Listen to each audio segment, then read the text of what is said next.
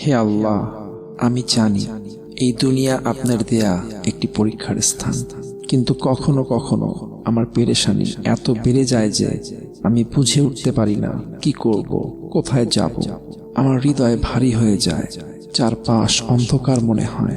হে রহমান, হে রহিম, আপনি ছাড়া আমার আর কেউ নেই।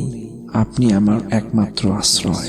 হে আল্লাহ, আমার এই বিপদ কষ্টে আপনি আমার পাশে থাকুন।